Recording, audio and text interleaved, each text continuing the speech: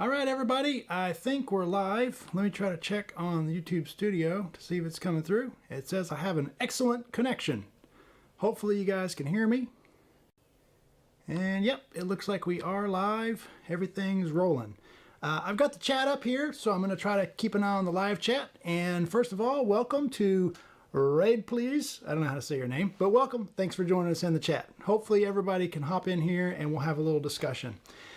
This video is going to be a bit of my response to my video that I published after a long hiatus from YouTube. I took a little sabbatical at the end of 2024, and my sabbatical turned into about 4 months of not publishing anything. YouTube can be quite the roller coaster, and I needed a break from it. So this video is kind of a response to my video that I did earlier in February, I guess, about attorney on demand. It looks like Brian's here in the chat. Welcome, Brian. We appreciate you coming by. So I did a video. If you haven't seen it, you should go watch it. A lot of my subscribers were not fans of my take on attorney on demand and a similar app called Turn Signal. It's all about having an attorney at the ready in your pocket. I called him Polly, your pocket lawyer. People weren't very happy with my take on that. So I wanted to try to approach this from a standpoint of trying to serve you guys, help you guys understand where I'm coming from and why I said the things that I said, and maybe we can all learn from each other a little bit. I'm being asked for more volume. I can do that, but I'm already getting some clipping. We'll turn it up just a little bit. A little bit more volume. That's about as most as I can do without getting a lot of clipping. We'll see if that's better. John, appreciate it. And Curly Wolf, I don't plan to take any more sabbaticals, but you'll note that I have reduced my posting schedule a little bit. I'm trying to do one produced scripted video a month, and we're trying to do one live video a month. That's my goal for the rest of this year, and we're going to hope that we can keep up with that. And thanks, Curly, for letting me know the volume seems better. So, what are we going to talk about today? Let's go ahead and just dive right in. So Outdoor Bass says the pocket lawyer will never work in a real situation of the roadside. What's very interesting is the evidence from attorney on demand is that they've actually had some really good success with the pocket lawyer approach. So they've had some good success with people being able to use this in real life situations, but I don't think it's always successful, and that's kind of what I was trying to get at with my video. But the first thing I want to do is let's actually talk about a couple of, one big misconception. The title of today's stream is there's a misconception that you don't always have the right to an attorney. People think that the Sixth Amendment means you always have the right to a counsel. So you can pull up your pocket lawyer on the side of the road and have your counsel right there. And that's just simply not what the Sixth Amendment says. Whoops, I didn't mean to pop that back up. So we got some other comments, and I'll try to do some comments as we go. Let's see. Thunderbolt says, I use attorney shield and won't stop. It's another barrier to prevent law enforcement from overstepping their bounds. Absolutely. My video didn't say you shouldn't use attorney shield. I don't know why I call it attorney on demand. Attorney shield is the name of it. My video didn't say you shouldn't use it. That studio light keeps dying on me. Every time I try to do a video, that light cuts out. Anyhow, my video didn't say you shouldn't use it or can't use it, or if you're using it, you have to stop. I was trying to point out there are concerns that I have with it. And we're going to get to one of those concerns in a minute with a very concrete example. So we'll come back to some of the comments. Welcome Modern Retro Radio and Mike Dell. I'm glad to be back too. Thank you. Okay, so one of the common things people think is right here. If you can see this, well, that was supposed to pop up on my screen. I don't know why it did not. Okay, so here's one of the comments. If a cop says your lawyer is obstructing a traffic stop, when you have your lawyer answering questions, then they are violating your right to have a lawyer present during any questioning. So this was a comment on my video. And that's a misconception. The Sixth Amendment does not say that you have the right to have a lawyer present during any questioning. It says you have the right to counsel during any prosecution. It's a big difference. And I'd have to pull up the language, but I swear the language, let me pull it up real quick.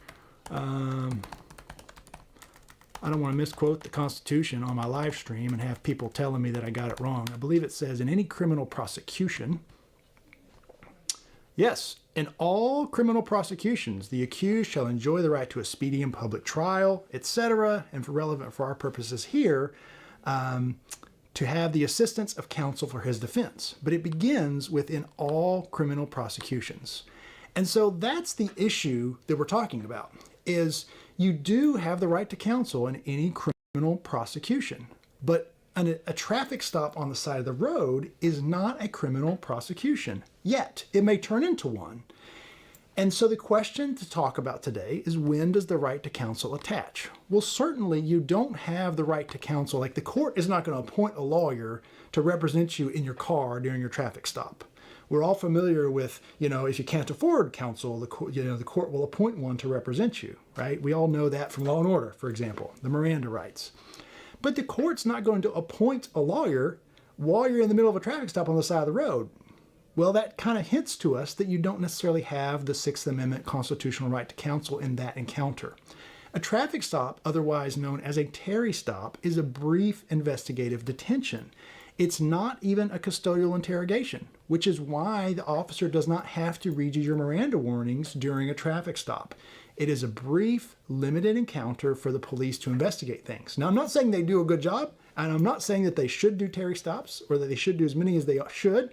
I'm not a police lover, like some people accuse me of, but I am saying that your rights are limited by nature during a traffic stop. You certainly have the right to remain silent always, but you don't have the right to counsel under the Sixth Amendment during a routine traffic stop. All right, so that's the kind of the key point that I wanted to bring up. We can also talk about, there's an interesting case in Virginia where people have argued this issue. Let me remove this little quote here. People have argued this issue in Virginia about having the right to counsel during the breath testing process. I do DUI law essentially. And so during the breath testing process, people have said, well, I'm not refusing the breath test. I want to talk to a lawyer about it. And so then they got charged with refusal. And the issue in court in Brothers versus Commonwealth was, is that a refusal? Were they unreasonably refusing the test? Because they were saying, I'm not refusing, I just want to talk to a lawyer first.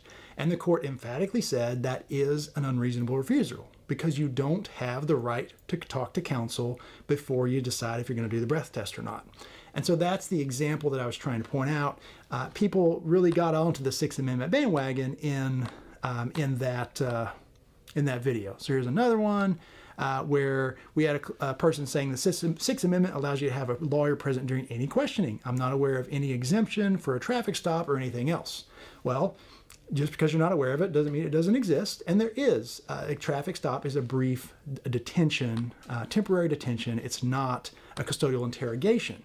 It's different if the police actually institute charges against you. And so there's a case, a Supreme Court case, called, I gotta look up my site here, so I want to tell you right. There's a Supreme Court case where the court actually said, when does the Sixth Amendment right to counsel attach? And essentially it attaches when you appear in front of your very first judicial officer, essentially, when your charges begin. That's when you have the right to counsel. You don't have the right to counsel during a brief Terry stop. Let's pop it in the comments and see what we got. So Larry's here. Welcome, Larry. BV Luminous, welcome. Patchy, I think. Let's see what Patchy says. I think getting a driver's license means you have to stop. I'm not sure what that means. I have a reason. Some people are chatting amongst themselves, it looks like. And Lenny, I appreciate you too. So this is one of the reasons I want to do this video. People aren't infallible. I stand by what I said about Attorney Shield and Turn Signal apps. I personally am not going to use them, but I'm an attorney.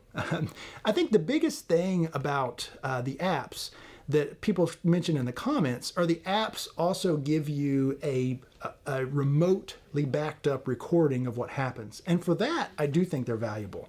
I think Attorney Shield might be valuable simply by the fact of it is recording, and it's recording to an external server. So if your phone is erased or destroyed, you would still have a video of what happened. That's valuable. I've said in many videos of mine here on YouTube that it's valuable to film or record what the police are doing if you're obviously not obstructing justice while doing it, so you have a record of what's going on. So that is a valuable thing for you to do. All right, so let's keep on trucking. We talked about the Sixth Amendment. It's not absolute.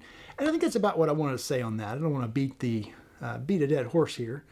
But I think there was another comment I wanted to highlight. So I do read the comments. I do try to respond to comments. I don't always get to the comments on the very first day the video goes out because usually it's very busy and stressful getting videos out, and sometimes I just need a break from YouTube. So we have a comment here: if a cop doesn't even have to acknowledge you're an attorney, then what the heck is the Sixth Amendment good for? And that's what I'm talking about. The cop does not have to acknowledge your attorney on the side of the road. They just simply don't. The Sixth Amendment doesn't really attach in this plan or at that phase of your situation. Here was a comment that I really appreciated. Good feedback is always welcome too. I did not plan on liking this video as I thought you were going to just bash the apps, but I found you had good points about things to consider before or during use. It was helpful. Thank you. And that's all I was trying to do was, oops, I'm almost deleting my chat. I was just trying to point out some things for you to consider. You guys are intelligent. You ladies are intelligent, all right? People are intelligent people. The point of my whole YouTube channel is to help educate people. And certainly, if you have a case in Virginia, I'd love if you call us if you need help. But the point is to educate people about what's going on, and that's why I do this. You can take my advice with a grain of salt. You can completely disregard it. Let's see. I think that's about what we wanted to highlight on that. So let's talk more about one of the things that... Okay, so Lenny has a question. Let's go ahead and answer this real quick. Because I want to save questions for the end, but I can't find them to go back to pick them out. I need somebody to help me moderate my questions, apparently. Lenny asks, Ohio law says you must show your driver's license when stopped. Do you have to give it to them? It's really a good question. I would have to defer to an Ohio attorney if you have to actually hand it to them, or do you have to just display it for them? Probably you have to give it to them so they can actually inspect it to see if it's a valid license and they can run it. In Virginia, our licenses have barcodes on the back. I'm not going to show you mine. I'm smarter than that. They have barcodes on the back that some people have scanners for. I actually work the polls for elections, and like we have little election scanners. We can scan the barcode. And so I'd imagine the police do too, especially with e-summonses. They probably have a scanner where they can scan that and pull in your ID information versus having to type it all in. So this is actually an interesting question. Curly asks, ethics rules prevent lawyers from communicating with a party who is represented by counsel. Any similar principle that governs police conduct? Well, yes, there is. If the police know that you have an attorney representing you, then they should not be able to speak directly to you. There's a whole body of law about how this works. It's basically your right to counsel and to be whether or not the police can question you without your counsel present. It's a whole body of law. It gets very complicated. And maybe I should do a video on that, about the police and questioning you, especially when they know you have an attorney. And this is an interesting comment from Sean. Attorney Shield doesn't protect First Amendment auditors. Irony. Huh. I wonder what you mean there. That's interesting.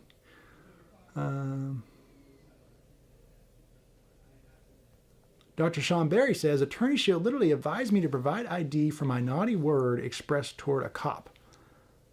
Huh. I guess that's a state where maybe you're required to ID yourself to the police. That's one issue where laws do vary greatly. And what I was also pointing out in my video, so streamline, segue to the next topic about how the laws do vary. Laws vary among the states a lot, but laws also vary in jurisdiction to jurisdiction. So cities versus counties in the state.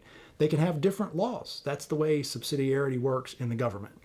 And so just because an attorney may be licensed in Virginia, they may not know the laws that apply in, let's say, the city of Fredericksburg versus Spotsylvania County versus Stafford County. That's where I am. It's a very complicated area. So I want to show this with a map so you guys can see. Let me see if I can make my map a little smaller here. Funny story, I tried to have Grok make me a map so I could show these overlays, and Grok does not like to make maps. They turned out very drunkenly. Okay, so here you see the city of Fredericksburg is this lighter area. I don't know if you can see my cursor on the screen, but it's this little area. It's a little city. And then everything to the northeast on the map is the county of Stafford, and everything to the southwest, essentially, is the county of Spotsylvania. But when you live in this area, you can't really tell. Everything's about 15 minutes to 20 minutes away, depending on traffic. Everybody refers to the whole area as Fredericksburg. We all just call it Fredericksburg. Let me make this map smaller now. And so even people, we'll get somebody will call us and they'll have a charge, and we ask, where'd you get your ticket? And they say Fredericksburg. And then we have to look up which county or city they actually have court in, because there's 3 different distinct jurisdictions, 2 different counties and a city. And so if I was even close to the Fredericksburg city line, where my office is actually relatively close to the Fredericksburg city line, but it's in Spotsylvania County, and I pulled up an app, depending upon how it works exactly, it may not know that I'm in Spotsylvania County versus the city of Fredericksburg. And especially if it relies on me to tell the app what jurisdiction I'm in, it won't know, because a lot of people don't know. A lot of people's mailing address says Fredericksburg, but they actually live in the Spotsylvania County or Stafford County. Now, why does this matter? It matters because the ordinances change. The ordinances differ depending on where you are. And so, for example, one simple example is dog barking. Every jurisdiction of these 3 jurisdictions has a different standard for how long your dog can bark before it's a crime. A crime for your dog to be barking. Now, I don't have dogs. We have a cat. We love cats. But I don't like dogs barking, but I also don't know that it necessarily should be a crime for your dog to bark, okay? But in the city of Fredericksburg, the standard is 15 minutes. If your dog barks for 15 minutes or 10 minutes at night, continuous noise, that's a misdemeanor. But in Stafford County, it's only 10 minutes, but it has to be measured inside a dwelling or 50 feet from the animal. So it's a shorter time frame, and there's a different standard about how the barking is measured. But in Spotsylvania County, where I live, the standard is 1 cumulative hour in 24 hours. So if you're coming out, if the police are coming out and are arguing about your dog barking too much, your neighbors complain, and you call up Attorney Shield and they're trying to advise you about what the law is and trying to push back against the animal control officer or whatever, are they going to know the correct standard? Is it 1 cumulative hour? Is it 10 minutes? Is it 15 minutes? Is it measured 50 feet away from the animal? Is it measured inside the next dwelling and have to have 2 witnesses who can testify to the dog barking? It's actually complicated. And that's the point I was trying to make, that things like this can get very complicated. And just because you are able to dial up an instant attorney on an app doesn't mean that they're going to necessarily have all the information. And they might tell you, yeah, it looks like you did this wrong. You're guilty, or, you should do what they say. They might be giving you bad advice unknowingly. I'm not saying they would intentionally do that or they lose their law license. But if they do it unknowingly, it could be an issue. And frankly, it's also a concern for their law license if they do something unknowingly. All right, so let's go back to a couple of comments we got.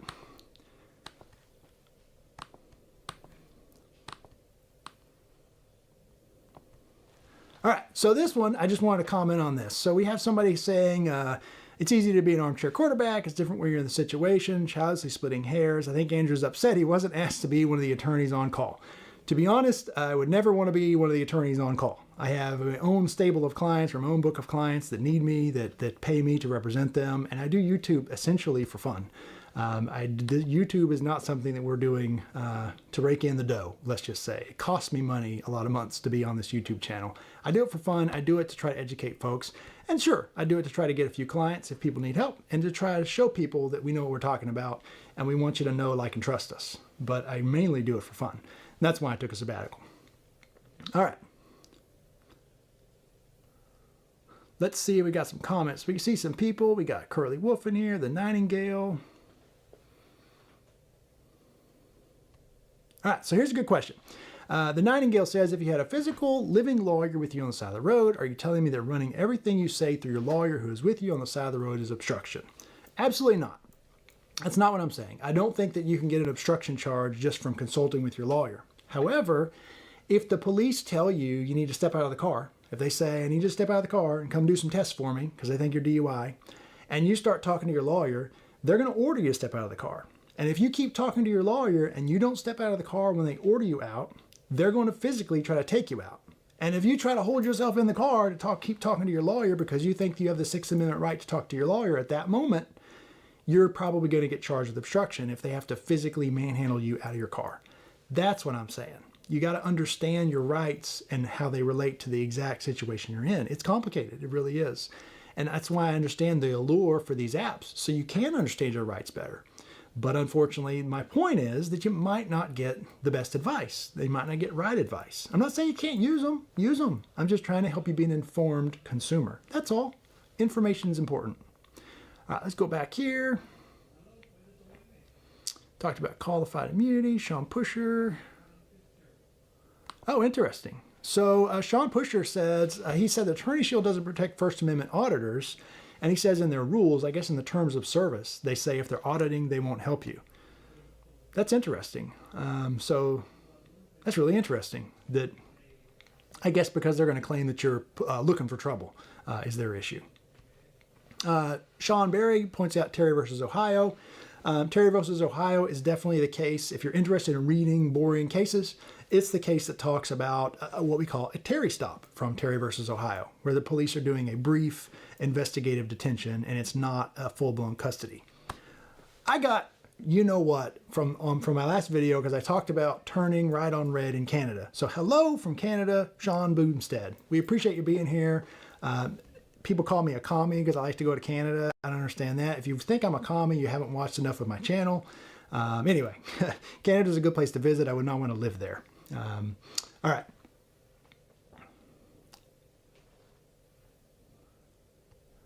Okay, so here's an interesting response about the Attorney Shield and the First Amendment auditors. Their logic was volume for the 1A auditor thing. If they supported auditors, they may not be able to help others in non-audit situations. I mean, I guess I see what you're saying. To me, it's also kind of a, you know, they're wanting to, I guess, limit how many people need the service, so limit how many attorneys they have to pay probably. But also, if you're really kind of egging people on and asking for trouble, I mean, that's what kind of auditing is in a way. It's kind of egging people on. Not saying you can't do it, but be careful what you ask for. That may be their kind of theory too. Let me have some of my coffee. It's a tiny cup because it's espresso. All right. So Loudmouth New Yorker has a question. I unfortunately can't help you on this one. You're saying your co-op's repairing your elevator. It's going to be out of service. I'm sorry for you. I feel for you. I just don't know anything that I can do. We do criminal defense work and interact with the police. So you might talk with, if you're in New York, there might be some kind of housing authority you could talk to. Some kind of a disability type group might be able to help advocate for you. So let's see. Yes, in a way, going into somebody's office, whether it's a public building or not, holding a video camera in front of you is kind of egging people on. Is that an unpopular opinion in these areas? Maybe, but it is kind of egging people on. I'm not saying you can't do it. I'm just saying you may be asking for trouble, basically. Now watch me get a bunch of hate comments for that, but that's fine. That's the way this works. So that kind of brings me to my last comment I want to talk about is that the point of my video originally was to help people think critically about what they're going to do. I'm not saying you can't use these apps. Go for it if you want, but be thoughtful about what you do and how you use them.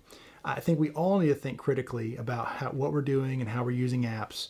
And also keep in mind that laws and, of course, police situations aren't black and white. Even the most informed, well-intentioned attorney on your app or even sitting in your passenger seat might not give you the best advice, depending on what's going on. Something that might work in one situation might not work in another situation. So you got to think critically about what you're doing, how you're using the apps, and of course what you're doing. You're the one who's ultimately going to pay the price for whatever advice you execute on. So if somebody tells you you need to do something or you shouldn't do something, you're the one who might go to jail for it, not the attorney. So that's something you need to think about. And Sean Berry, I agree, dissenting in the American spirit. We all need to think for ourselves, be free thinkers. That's a good thing. This is a really good question. I've been thinking about how to answer this in general. Derek Bottle asks, what's your advice when Child Protection Services shows at the door? That's very difficult, and it's much different than the police. So I need to work on a video about that. In general, I would say that it's probably a different situation where it's in your best interest to show CPS that there's no issue here. I would not answer questions about something that happened without having an attorney present, frankly. But it would be one thing to maybe show them the healthy, unhurt baby if they're claiming that your kid or something's hurt or injured. Show them a happy, healthy kid. Maybe show them a clean environment. But I'm not saying that's the right advice because I got to think more about that and maybe research more about that. It's a very, very sticky situation.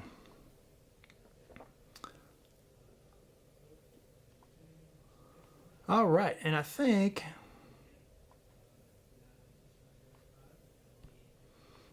Chuck Wood says, Lackluster said he offered to join you live, but you never responded. I actually did respond. I think I said thank you for the invite on a comment, but maybe I didn't.